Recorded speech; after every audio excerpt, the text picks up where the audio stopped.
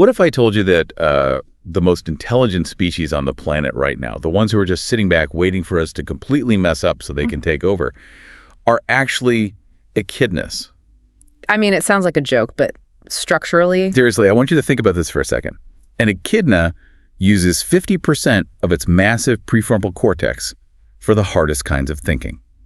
Complex reasoning, problem solving. Right. We humans, we use what, less than 30%? Yeah, it's less than 30. It's a brilliant, slightly terrifying image to start us off. Right. So what if they're just biding their time, watching us stumble around? And what's fascinating here is that this isn't just, some quirky piece of trivia you'd hear on a nature documentary. Yeah. It is a profound reframing of how we view intelligence itself. It completely challenges that deeply ingrained human delusion that we are the unquestionable intelligence center of the universe. We really think highly of ourselves. We do. But if we are only using a fraction of our cognitive capacity compared to a spiky ant-eating monotreme, maybe our entire sense of superiority is just vastly misplaced. That perfectly sets up the launch pad for today's deep dive. We are exploring a truly mind-bending book called Sand Talk by Tyson Yunkaporta. An incredible piece of work. It really is. Now, our mission today is very specific. I want to be super clear about what we are doing and what we are not doing. Right. The framing is essential here. Exactly. We are not just here to learn about Indigenous Australian culture as if it were some static artifact, like a museum exhibit. A hang glass. Yes. That is entirely the wrong approach. It does a massive disservice to the material. Instead, the goal here is to actively apply Indigenous pattern thinking to the most urgent, immediate, global, and personal crises that you and I face every single day. That is the crucial distinction to make right at the outset. We aren't looking at Indigenous knowledge as a subject of anthropological curiosity. We are looking through it as an analytical lens. Looking through it, I like that. And Yunkaporta offers a really brilliant tactile metaphor for this using just hand gestures. I actually want you to try this wherever you are right now. Okay, I'm game. Imagine your left hand held sideways in front of you, with the fingers closed tightly together. Okay, left hand sideways, fingers tight. It feels very contained. That closed, rigid fist represents print-based Western knowledge. It's linear, it's bounded, and it's closed off from its environment. Right. Now, take your right hand, fingers splayed wide open like you might see in one of those ancient rock art stencils. Open hand. Place that open right hand right in front of your eyes. That hand represents the oral culture, the deep time, and the dynamic, interconnected knowledge of First Peoples. Oh, I see. So you are literally looking through the open fingers of the right hand at the closed, rigid left hand out in the distance. Precisely. We are using the open, highly interconnected lens of Indigenous thinking to examine the closed, linear, highly categorized global systems we all currently live within. It's a complete inversion. Exactly. We aren't asking how Indigenous people lived thousands of years ago in some romanticized past. We are asking what a complex, deeply resilient Indigenous knowledge perspective can reveal about the fundamental design flaws of our current global economy. Or our punitive social structures. Or our path forward right now, yeah. And I know what you might be thinking out there listening to this. You might be wondering, how does this apply to me? I'm just trying to get through my Tuesday. Fair question. Well, whether you're trying to navigate a hopelessly toxic workplace where everyone is out for themselves, or you're feeling totally paralyzed by the 24-hour news cycle. Which is all of us, honestly. Right. Or even if you're just insanely curious about physics and history and how humans actually connect, this deep dive is going to completely rewire the way you process information. It changes how you see time and space. Okay, let's unpack this.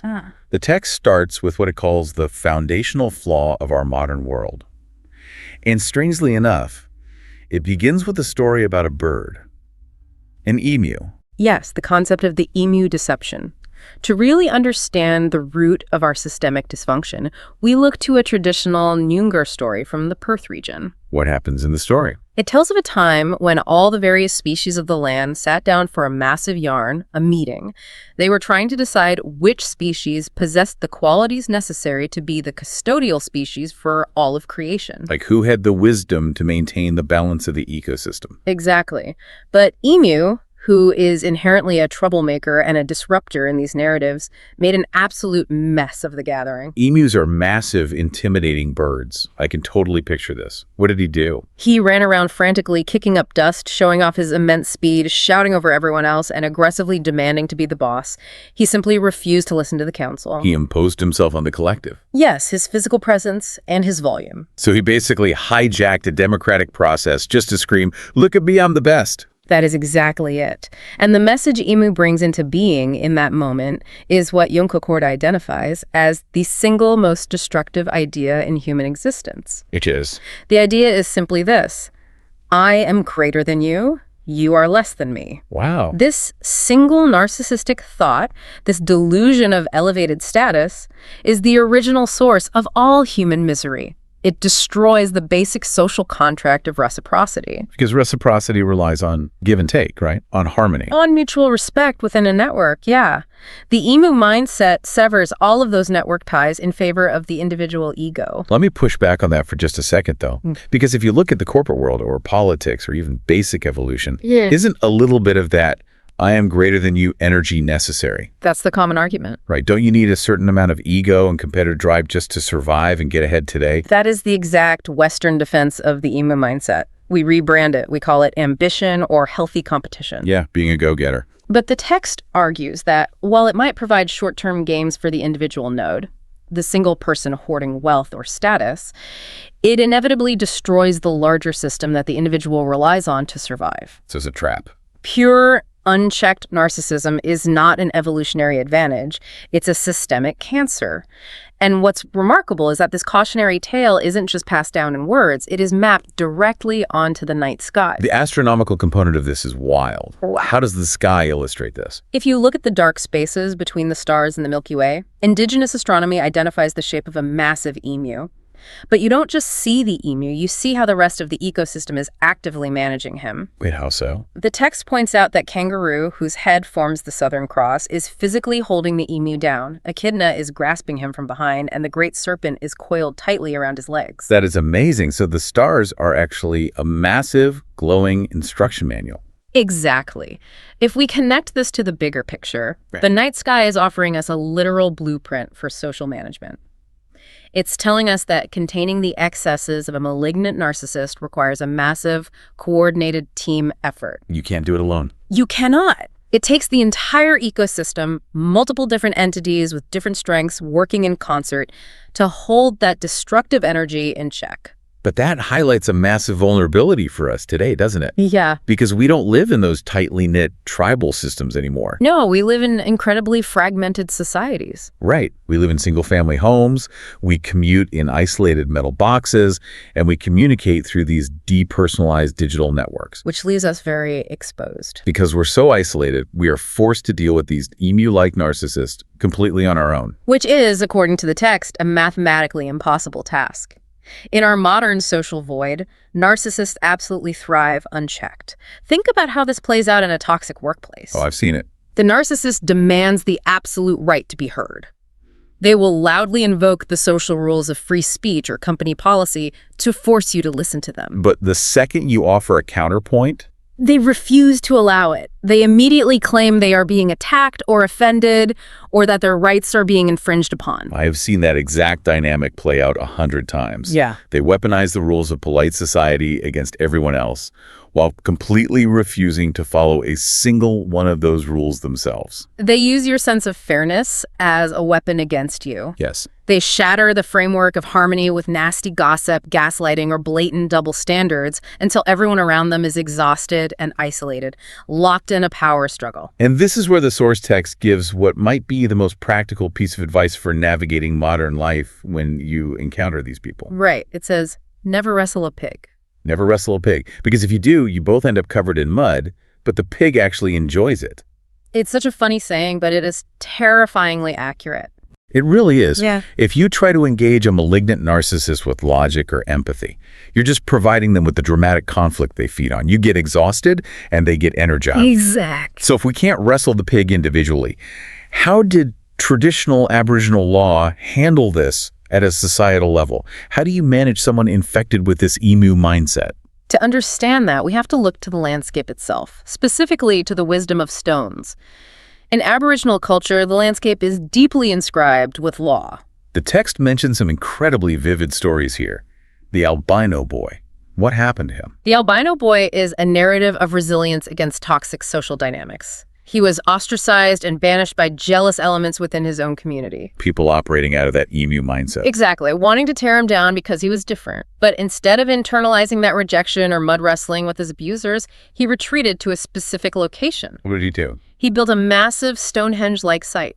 He spent his time carving and polishing massive rocks, balancing standing stones, and creating a highly complex sundial calendar. So he channeled his energy into understanding the massive patterns of the universe, rather than the petty squabbles of his peers. He anchored himself in deep time and celestial mechanics. And then there are the cautionary tales built into the landscape, like the story of the three brothers in Tibubura. I want to hear about them. What did the brothers do? They broke a severe fundamental law. They kidnapped women. They acted entirely out of entitlement, placing their own desires above the autonomy of others. And what was their punishment? The narrative states they were transformed into massive red rocks. And this isn't an isolated story. All over the continent, there are memorial stones scattered along the songlines. These are people who broke the law. Yes. Victims and transgressors who are turned to stone, almost always for the crime of placing themselves above the land or other people. They stand there permanently as landscape-level cautionary tales against the emu deception. Okay, let me pause you right there, because that transitions perfectly into something that really challenged my worldview. Let's talk about how traditional Aboriginal law actually administers justice. It's a profound difference. Because when we think of punishment in our society today, we think of massive concrete prisons, permanent digitized criminal records. We live in a culture that never, ever lets you forget what you did. Cancel culture is essentially a digitized eternal damnation. Exactly. So how does traditional law contrast with that? The contrast is striking and, frankly, deeply challenging to our modern sensibilities. In traditional Aboriginal law, punishment for acting out of that destructive ego is harsh. It's not a slap on the wrist. Make no mistake, it is physically and socially severe, and it is swift. It's not delayed by years of appeals. But, and this is the absolute critical differentiator, once the punishment is over, it is completely over. What do you mean completely over? Like no parole officer, no background checks for the rest of their lives? None. There is no lingering criminal record, no enduring grudge held by the community. The concept of perpetually shaming someone does not exist. That's wild. The transgressor is welcomed back into the social fabric with a completely clean slate. That is almost impossible for my modern brain to compute. You are only considered a criminal until the precise moment you are punished. After that, you are instantly an equal, respected member of the group again. Exactly. And this raises an important question for you, the listener. How would applying this clean slate concept revolutionize our modern justice systems? It would change everything. Think about the psychological impact. In our current system, a person who makes a terrible mistake is heavily incentivized to lie, to shift the blame, to hire expensive lawyers to escape a label that will ruin their life. Because accountability means social death. Right. But in the traditional system, the individual knows that if they stand up, face their punishment, and take accountability, they get their honor and reputation fully restored. So they actually participate in their own transformation. The punishment becomes a finite learning process rather than an endless sentence of exile. Even those old figures turned to stone aren't despised. They are revered for their new role in maintaining the law. That feels like such a profoundly healthier way to handle human fallibility. Because everyone has a bit of idiot in them from time to time. We are all capable of making emu-like decisions. Right. But it's about realizing you aren't superior, taking your lumps, and returning to the circle. And speaking of not being superior, nothing humbles a human being quite like a rock. Which leads us to the Uluru phenomenon. Yes. This is fascinating. What's happening at Uluru right now? It's a perfect contemporary example of Indigenous law physically asserting itself.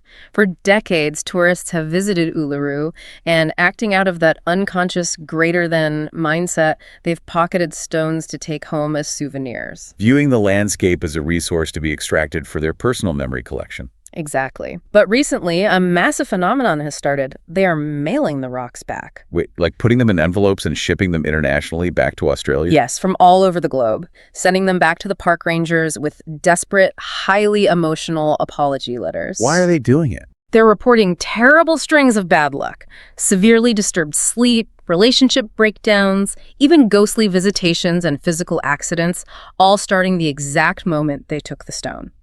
That is incredible. And there are so many of them, right? So many that the local authorities literally had to construct a giant storage shed just to hold all the packages of returned stones. So from a Western skeptical perspective, people might say, oh, it's just confirmation bias. They feel guilty. But how does Indigenous law view what's actually happening? From an Indigenous perspective, it makes perfect literal sense. Rocks are not dead, inert matter. They are sentient beings. Sentient. They hold spirit, memory, and localized knowledge. When you arrogantly pick one up and remove it from its vast interconnected context just to put it on a shelf, you violently disturb its spirit. And a disturbed spirit disturbs you back. It will agitate the space around it. Recognizing that a rock is sentient, that it has a specific place and purpose within a network, and that you are no greater than that rock is the ultimate cure for the emu deception. Imagine if we took those returned Uluru rocks and mailed them out to all the corporate CEOs and internet trolls in the world. A forced lesson in humility. It might solve half our global problems overnight. It really might. But to understand why we get so arrogant, we have to look at how we measure reality itself. Here's where it gets really interesting, because we need to deconstruct time. Yes, the conceptualization of time is perhaps the most unbridgeable divergence between Western and Indigenous thinking, and it begins with language. In English, we constantly try to describe Aboriginal time as nonlinear. Which is a trap. The very word nonlinear still forces the image of a line into your mind. It just asks you to imagine a squiggly line. Right. But in many Aboriginal languages, space and time are usually the exact same word. They are completely indivisible. You cannot move through time without moving through space. I'm going to make this concrete for the listener. The text uses the kinship system to explain this. Can you explain how the generations work? In many traditional kinship systems, time is not an endless road stretching from a dead past into an unknown future. It operates on a cycle. Every 3 generations, there is a total structural reset. Okay, what does that mean in practice? It means your grandparents' parents, your great-grandparents, are actually classified within the same kinship category as your own children. Let me wrap my head around that. Yeah. The ancestors who lived long before me are categorized the exact same way as the children being born right now. Yes, it creates an eternal, beautifully balanced cycle of renewal. You are literally breathing the breaths of the ancestors. Creation isn't an isolated event in the past. It is constantly unfolding right now. I love that. Yeah. But how does this translate to the hard sciences? The text makes a massive claim here about physics. It's fascinating here is how this ancient Indigenous understanding of deeply cyclic time aligns perfectly with the first law of thermodynamics. Okay, let's pause for an ELI 5. Explain, like I'm 5. What exactly is the first law of thermodynamics? It simply states that energy can neither be created nor destroyed. It can only change form and move between systems. A tree grows, dies, decays, becomes soil, feeds a new plant. Right, an infinite state of motion and exchange. It is the ultimate model for a sustainable open system. It can theoretically run forever because nothing is ever lost. But if I look at our global economy, endless landfills, resource depletion, that is definitely not how we operate. We operate firmly on the second law of thermodynamics. This law dictates that in any closed system, entropy, which is chaos and decay, must inevitably increase over time. Like a hot cup of coffee cooling down in a sealed room. Exactly. This concept creates the arrow of time, the belief that time is a straight, unavoidable line moving from perfect order to absolute chaos and death. So Western culture is literally built on the assumption that everything is doomed to fall apart. Where did we get that deeply depressing idea? Psychologically, it was cemented by the ancient Greeks, particularly Aristotle. He invented a concept known as telos. Telos, what does that mean? It's the idea that every single thing must have a distinct beginning, a progressive middle, and a definitive, inevitable end. That makes total sense. Yeah. That's how we view our careers, climbing a ladder to retirement. Or human history progressing from cavemen to modern tech. But applying this rigid telos to human systems forces us into an economic model that demands infinite progressive growth. And infinite growth in a finite space guarantees total systemic collapse. The text uses the ancient symbol of the Ouroboros to illustrate this, the snake biting its own tail. used in Western traditions to represent infinity. But Yunkaporta points out the absurd contradiction. How can an organism survive indefinitely if its only method of sustenance is consuming its own body? It can't. It will eventually eat its vital organs and die. And this is where indigenous logic issues a warning. Applying closed system physics to open, delicate ecosystems is literally a curse. A curse. In the Aboriginal worldview, a curse is an error in logic. It's taking a true pattern and forcibly applying it where it doesn't belong, like a destructive computer virus. By treating our economies and megacities as closed systems that must grow forever, we are cursing ourselves. Exactly. Okay, this is profound philosophy, but does this indigenous open system physics actually work in real-world economics? The text provides concrete proof. If we look back at massive global financial crises, like the 2008 crash. When Wall Street completely melted down. Yes. Researchers looked for areas of resilience, and they found it in systems modeled on cyclic, interconnected networks. One prime example is the global third world remittance economy. So people from developing nations working abroad and sending income back to their extended families. It's a massive, decentralized flow of capital, and during the peak of the 2008 crisis, the remittance economy did not crash. In many regions, it grew. Why? How did it survive when New York banks failed? Because it's based on interconnectedness and obligation to a wide network, not isolated individuals hoarding wealth. If one uncle in London loses his job, 3 cousins in Dubai increase their contributions. The risk is distributed across the network. Exactly. And the text notes this applies to wealthy Western nations, too, like specific property laws in France and Germany favoring extended family ownership. They survived world wars and hyperinflation. Proof that when you model an economy on dynamic networks rather than isolated nodes, it becomes nearly indestructible. Which logically brings us to the dark side. What happens when a closed system reaches its inevitable end? We have to discuss apocalypses and the myth of civilization. We need to define civilization carefully. Simply having complex art or profound law doesn't make a society a civilization. According to Yunkaporta. Right. A civilization is defined by one specific aggressive action, the building of permanent centralized cities. And cities are ticking time bombs. Fundamentally, yes. A city demands perpetual growth. It unsustainably consumes its localized land base, stripping the topsoil and water table. Like a giant vacuum cleaner on the landscape. And it must constantly outsource its resulting decay. It pushes pollution and social inequality out past its borders. But eventually, those external resources run dry, and when that happens, the city must fall. Which explains why the ruins of the oldest civilizations are mostly sitting in vast deserts today. The city created the desert by consuming itself. And when that collapse happens, the human toll is devastating. This brings us to PASS, post-apocalyptic stress syndrome. Identified by Dr. Larry Gross, right? Yes, an Anishinaabe scholar. He compared the European experience of the Black Death with the indigenous experience of the colonial apocalypse. And the symptoms were identical across both populations. Intergenerational pandemic of severe post-traumatic stress, substance abuse, a breakdown of trust in institutions, severe societal fracturing, and a deep sense of nihilism. The shock of the world vanishing overnight.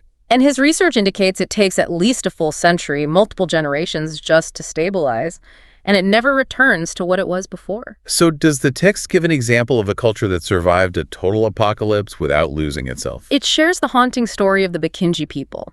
They lived in natural abundance and decided to try nation building. They gathered disparate tribes into one permanent centralized settlement. A proto-city. And then the apocalypse arrived. A massive meteor crashed directly into their region, absolutely decimating the population. A literal strike from the heavens. What did the survivors learn? The message was clear. Move with the land. Maintain highly diverse languages and practices.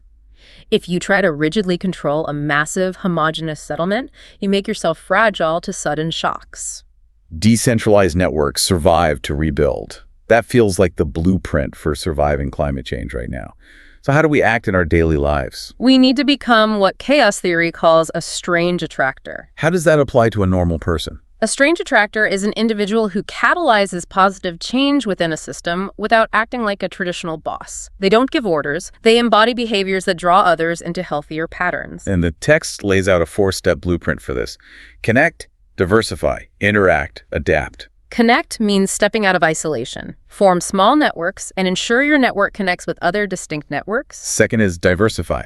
This requires an active stance. Maintain your own unique perspective, especially around people similar to you. Resist the comfort of an echo chamber. Diversity of thought is the immune system of a network. Love that. Third protocol, interact. Share resources and transfer knowledge. Don't hoard information to feel powerful. And finally, adapt. The ultimate test of the ego.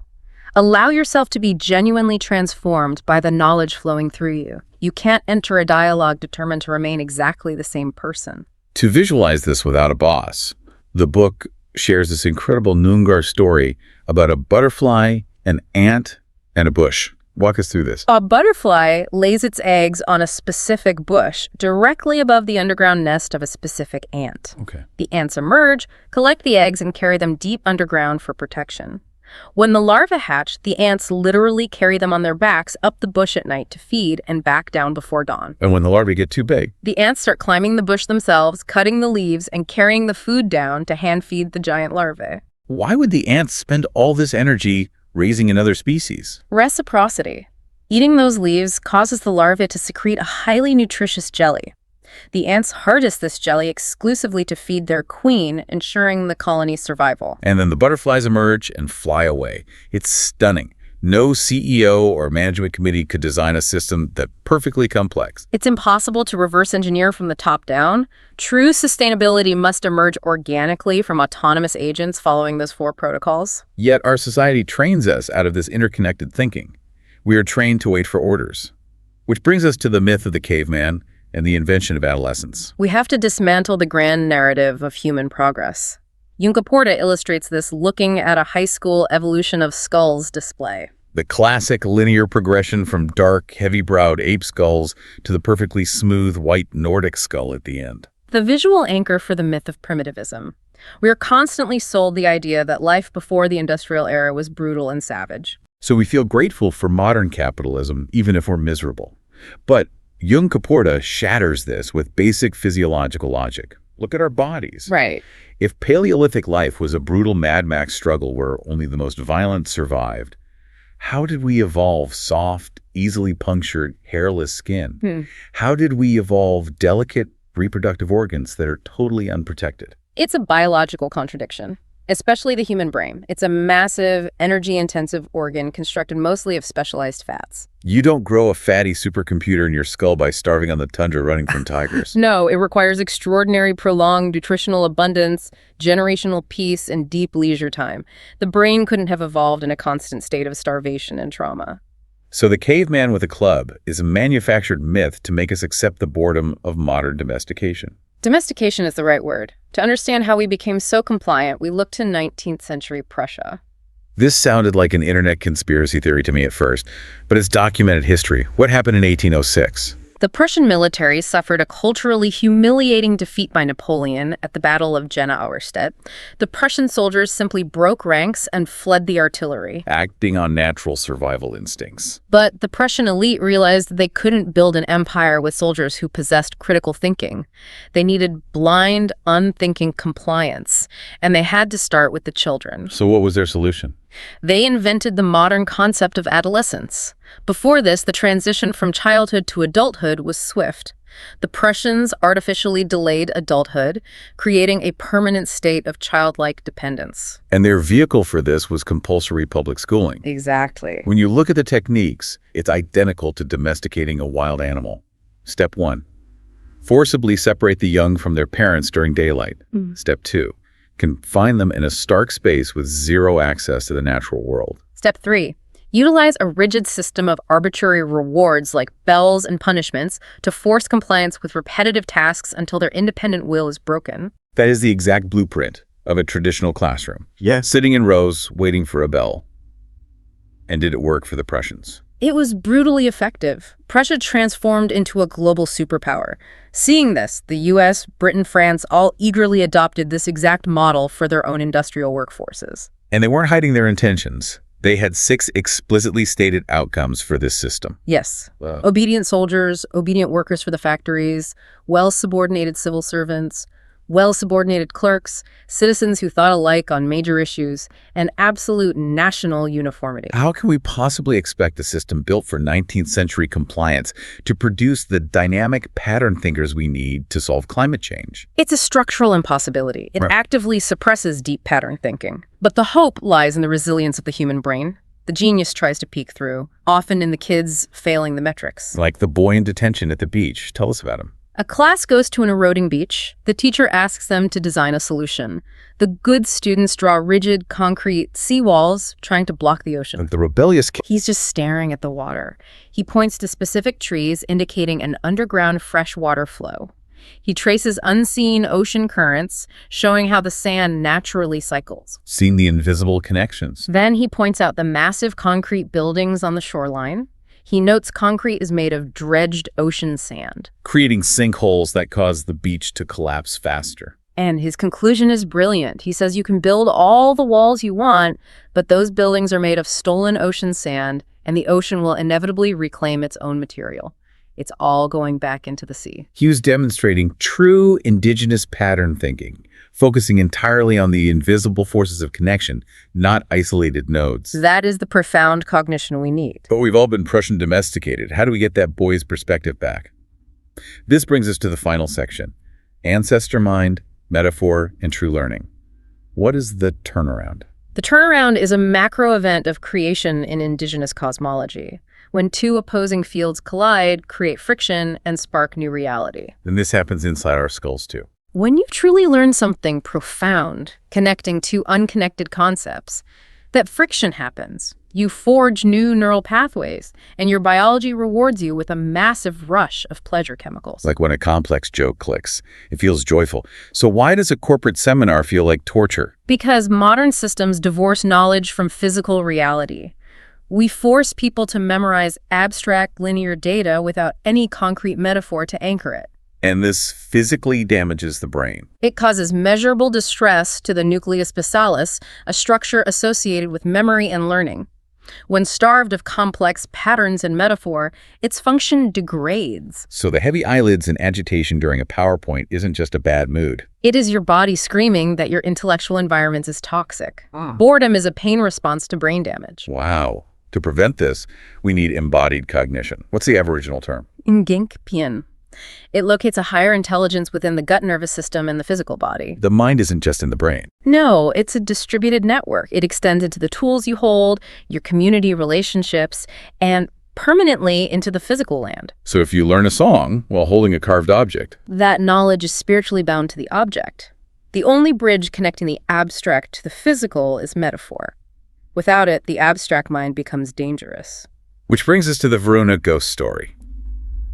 Yunkaporta was at a writer's retreat in the remote Blue Mountains, A place of pure, abstract, intellectual creation. and he experiences horror movie level activity. Physically knocked out cold, other writers feeling paralyzed in bed, invisible hands stroking their hair. Very frightening. Is it a literal demon? It doesn't matter if it's an ectoplasmic ghost or a psychological manifestation. Yunkaporta identifies it as an ungrounded shadow spirit. You do. The part of the psyche that screams, I am special, I am greater than others. It's the ego, the source of the malignant emu narcissism. So at a writer's retreat, filled with isolated individuals proving they're uniquely brilliant, that ego energy just thickens into a toxic force. If that shadow spirit isn't grounded by physical connection to land and community, it runs rampant.